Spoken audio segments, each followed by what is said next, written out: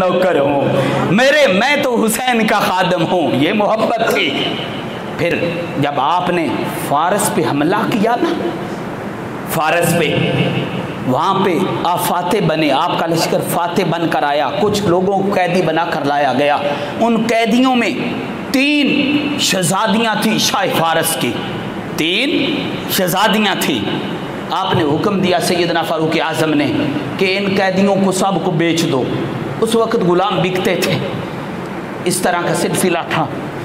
जब सैयदना अली मुर्तज़ा ने कहा, ए फारूक आज़म नहीं, ये जो शहजादियाँ हैं ना 3, इनको बेचे नहीं, ये शाही ख़ानदान की हैं, ये गुलामी के काबिल नहीं हैं, ये गुलामी की मुश्किलात बर्दाश्त नहीं कर सकेंगी। अल्लाह अकबर।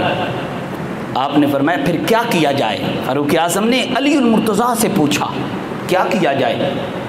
ए रसूलुल्लाह के इल्म के वारिस, आना मदीनतुल इल्म वाली जन बाबो आ की तफसील आप हैं, तफसीर आप हैं, ए अली बयान करो क्या किया जाए? आपने फरमाया आप इनकी कीमत लगाएं। आपने कितने के बेचने हैं कीमत लगाएं। कीमत लगाई गई। आपने अपनी जेब से वो दिरहमो दनहर निकाल कर फारूक आज़म को दिए। आपने उन्हें खरीद लिया। खरीद कर, शहजादियाँ थी ना, आपने एक बच्ची, जो एक बेटी थी ना, वो लड़की थी, औरत थी, उसका निकाह अपने बेटे हुसैन से फरमाया। उनसे आगे इमाम ज़ैनुल आबिदीन पैदा हुए। उसके बाद दूसरी का निकाह आपने अब्दुल्ला इब्ने उमर से फरमाया, हज़रत उमर फारूक के बेटे से। उनसे हज़रत सालिम पैदा हुए। और तीसरी बच्ची जो थी उसका निकाह आपने सैयदना सिद्दीक़ अकबर, उनके बेटे मोहम्मद से फरमाया। उनसे आगे हज़रत सुभान अल्लाह कासिम पैदा हुए। हज़रत ग्रामी ये ताल्लुक़ था हज़रत फारूक आज़म और हज़रत मौला मुर्तज़ा का। फिर जब ये मामला हुआ ना शहज़ादी के निकाह का, सुभान अल्लाह, शहज़ादी होते हैं, बेटे ने कहा था कि वो शहज़ादी जो ईरान की है उसका निकाह मेरे साथ करें, मैं शहज़ादा हूँ, मैं अरब का शहज़ादा हूँ। आप गुस्से में आ गए। आपने कहा बेटा, ये फारूक आज़म बोले। अल-एतजाज तबरसी, शियों की किताब, मुल्ला बाकर मजलसी की, उन्होंने भी लिखा। आपने फरमाया तुझे किसने कहा कि तू शहजादा है?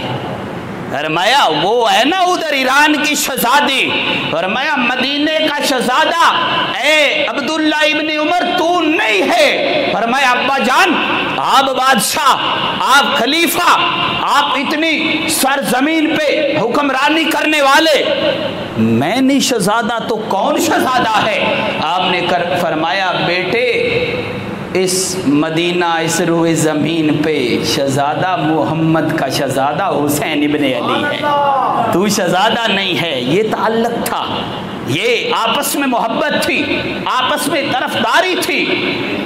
अब कोई कहे उनमें तो दुश्मनियाँ थी, उनमें तो क्यों? कुरान कहता है मुहम्मदुर रसूलुल्लाह वल्लज़ीना मअहू अशिद्दाउ अलल कुफ़्फ़ार।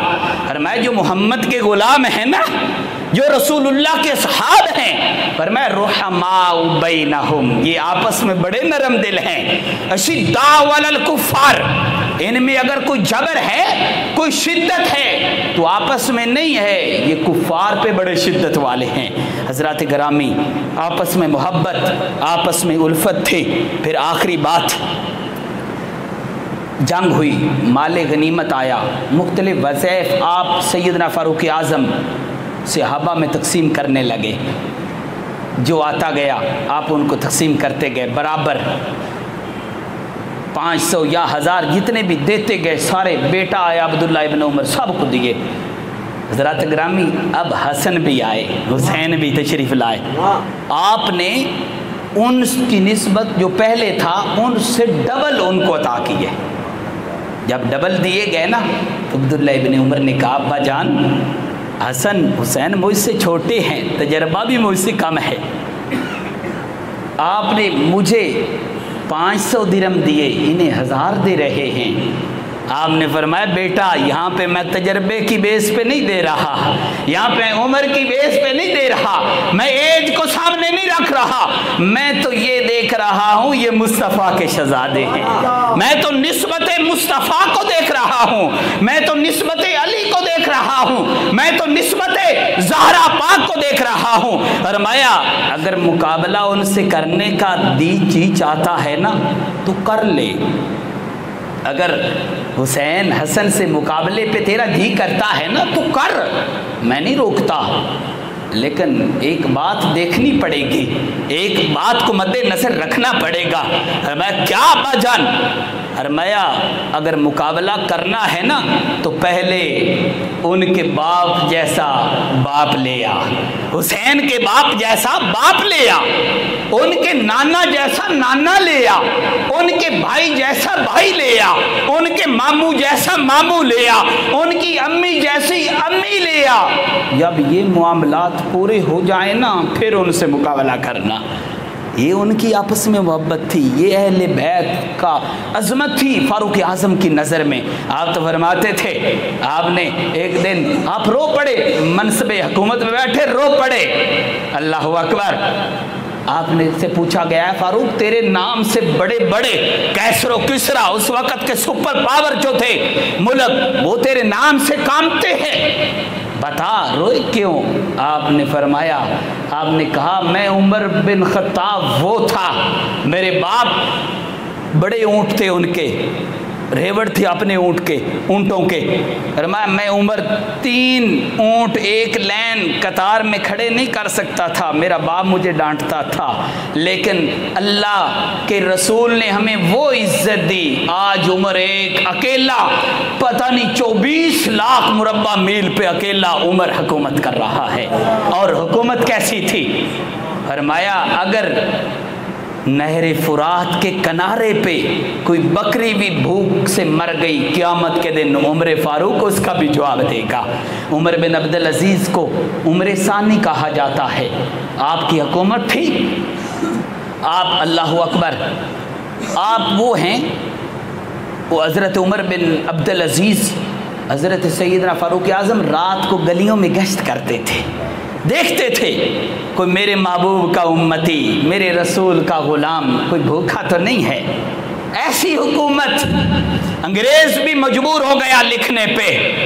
मैकल हार्ट कहता है, उसने द 100 किताब लिखी, गैर मुस्लिम है, ईसाई है, तो वो भी लिखने पे मजबूर हो गया।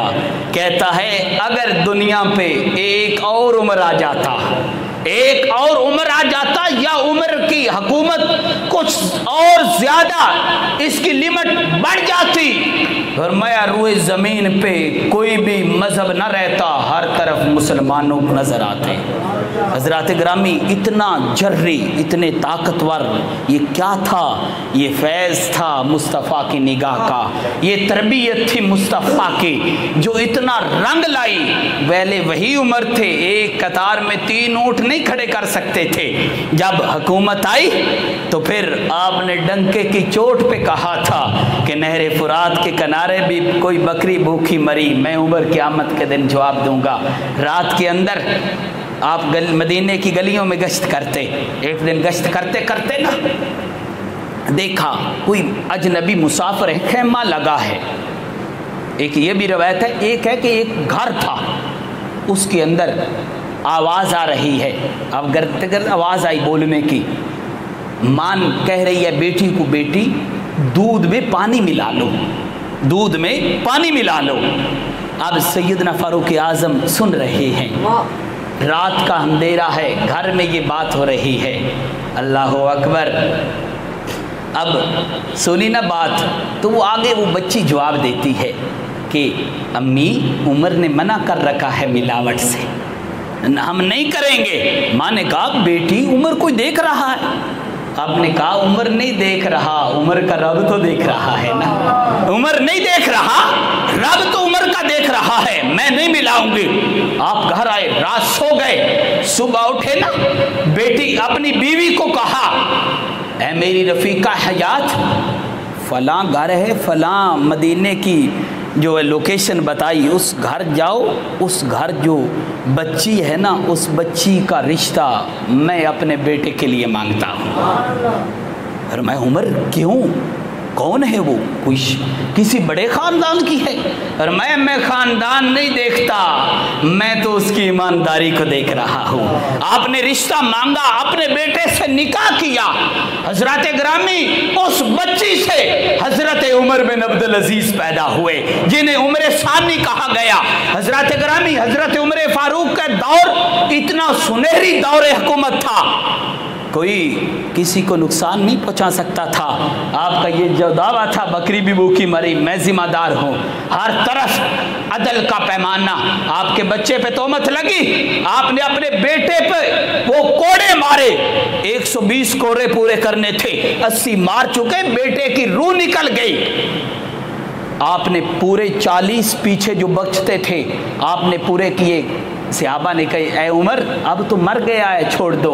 फरमाया नहीं, मैं उमर आदल हूँ, मैं रसूलुल्लाह की मसनद पे बैठा हूँ। कल क़यामत के दिन रब ने पूछ लिया, उमर बेटा था 80 मार के छोड़ दिए, बाकी 40 का सवाल हो गया। फरमाया 80 पूरे करूँगा।